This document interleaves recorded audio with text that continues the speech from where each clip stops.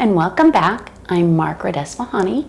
I am here with Sister Shireen from the Brahma Kumaris, and we are continuing our discussion on soul fitness. Hi, Margaret. Welcome.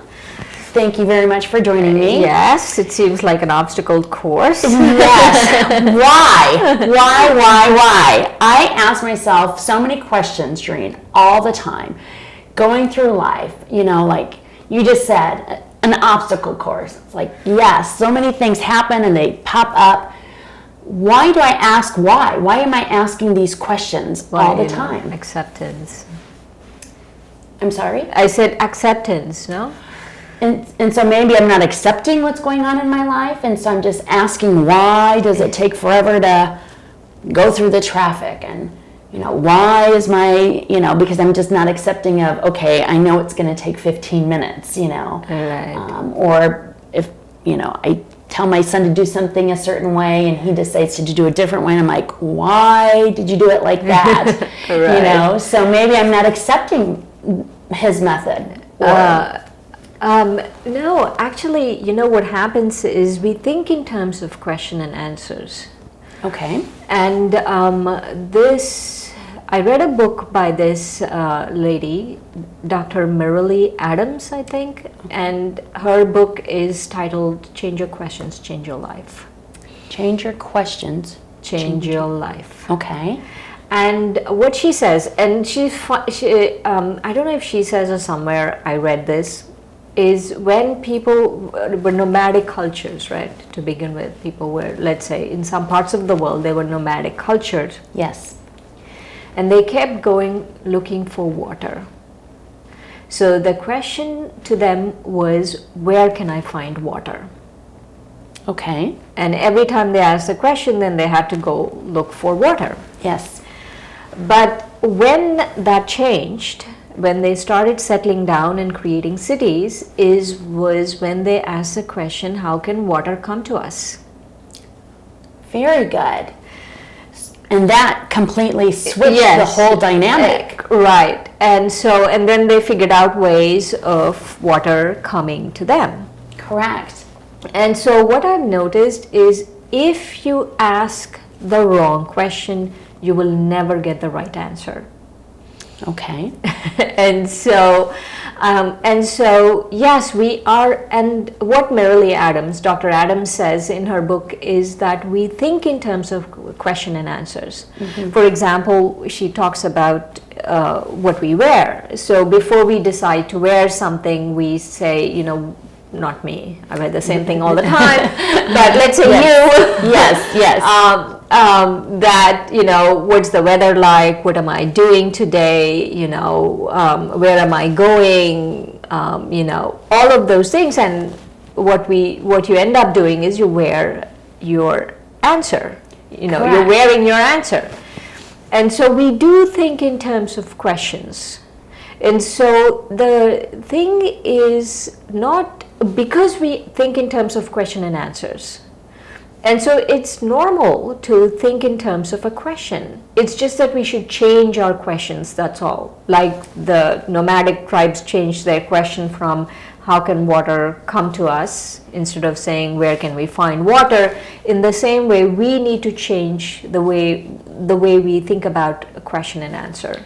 Well, and in that particular scenario, it became more efficient for them to stay put and bring the water to them, and then, you know, instead of moving people over and over. Right. So that's an excellent example that I think we can all understand very easily. Right. So, goodness, you know, how can you propose that I ask the right questions? How do I know which are the right questions to ask? Especially for soul fitness, right? Yes, of course. And so what I've noticed is that I use a lot of question and answer thinking in my meditation.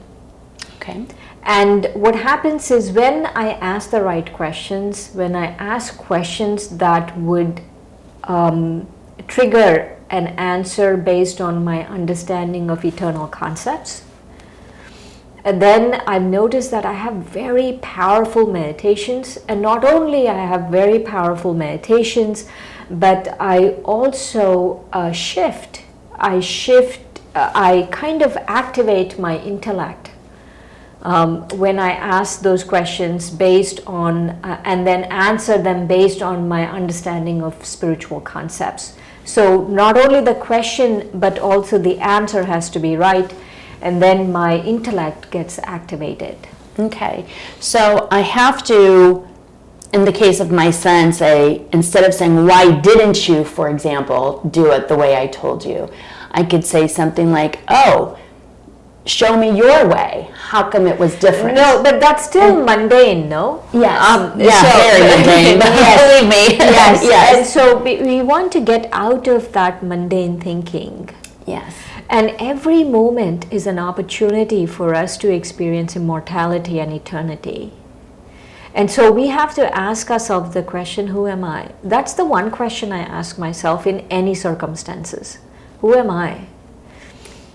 That's a great question. And so anything someone's, I'm having a little, A moment. a confrontation kind of a thing, or someone's not, I'm requesting something and they're not understanding my request. All I do is I ask myself the question, who am I? And I answer it based on my eternal understanding, my understanding of eternal concepts. And so what happens is, when your intellect, when your awareness, when your spiritual intelligence gets activated, Yes. with the right questions. So yes, I can go sit in traffic and ask, why is the light still red? Or I can ask myself the question, who am I? And take a moment and have a meditation. That is really easy. And it, to a degree, eliminates that negativity that, we feed ourselves, and it's more self-reflection. Right. And shifting the paradigm, if you will, or shifting, Yes. the lens in which we are. The paradigm really shifts, and that's what I've noticed, that paradigm really shifts. Your internal paradigm really shifts, because the questions you ask yourself, if you're going to ask yourself questions, and that's just normal. Right. Why this, why that, that's just normal. We think that way. We think in terms of questions. And so if I shift my paradigm, if I shift my questions from why did my son send me a text at 3 in the morning to, if I wake up at 3 in the morning, I ask myself the question, who am I? Right. And then I'm going to say, I am a sleeping soul. Go back to sleep. Or what are my original qualities? I ask myself that question all the time. What are my original qualities? Yes. At this time, even though I'm not really peaceful, sometimes I'm not real, someone cuts you off, you might not be peaceful for the moment, but even though I'm not peaceful, if I ask myself the question, what are my original qualities? Then I start thinking about those original qualities. And so what I've noticed is that your questions decide your state of mind. It can take you into inspiration, it can take you into an experience of who you really are, or it can take you into despair, it can take you into self-doubt, it can really bring you down. Yeah, So mundane questions, that's what happens. They look mundane and they look innocuous, but ultimately they bring you down. Yes, I can understand that, because in the case of my son, for example, why did he, being 6 hours time difference, why didn't he think of mom? But then that just brings the whole atmosphere surrounding that question and the answer in a negative sense. So Yes. instead, I refocus myself into, who am I? I am a peaceful soul. I am a sleeping soul, maybe. And there you can actually see the difference in thinking. Difference in thinking. And so what I really feel we have to do is, acceptance involves asking the right questions. Okay. Because soul fitness is a process of self-inquiry. We have self-realization through self-inquiry. And also there's another thing. Viktor Frankl, the Holocaust survivor. The Holocaust survivor. He said something which I think about a lot. He said that the last of the human freedoms we have is the freedom to choose, and the freedom to choose our own attitude. And I feel the right questions help you choose the right attitude. Yes. So the right questions answer it with our understanding of eternal concepts, and then the right attitude. And we've actually really made a choice. Right. Because many things in life we don't make choices. We just like go along. And so that leads me to my next question. How can I take charge of my thoughts through and with the right questions? How do I take charge with the right questions? Should we do a meditation? That would be fantastic. Thank you for the suggestion. Yes. All right. So we will do the meditation based on 2 questions. Okay. Who am I, and what are my original qualities? Very good.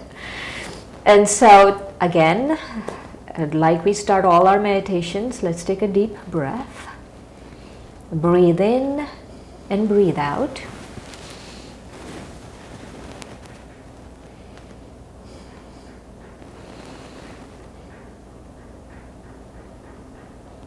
And very gently shift your awareness from the outside world. Go within and ask yourself the question, who am I?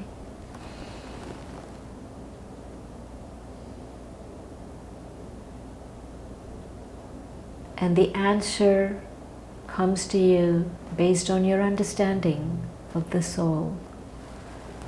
I'm a spiritual being. I am eternal. I'm immortal. As a spiritual being, I'm in this human body.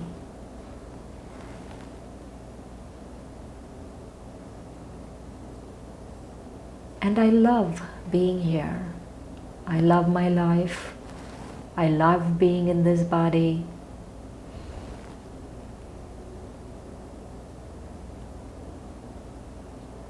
And because I know that this is very temporary, so I might as well enjoy the journey. So anytime I have a problem, I just ask myself the question, who am I? I'm a spiritual being having a human experience, and every experience is valuable. And if that doesn't get me in the right state of mind, I ask myself another question. What are my original qualities? I take one quality, like peace or love, and I start reflecting on it. I am peace. There is no conflict inside. There's complete acceptance of myself and everything around me. There's no desire something should change or this or that. In this moment, I don't need anything. I don't want anything. I'm happy to just be.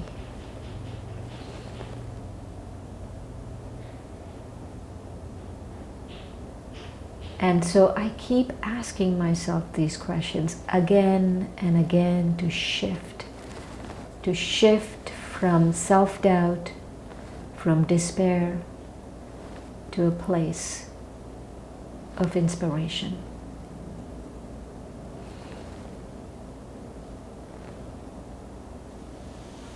Shireen, thank you. That's very uplifting. It certainly feels a lot better to ask those questions of myself when I want to ask something that can, take me down a different path. And so I am going to put that to use right away. So with that, Shireen, thank you so much. Thanks, Margaret. You're welcome. Have a great afternoon. You too.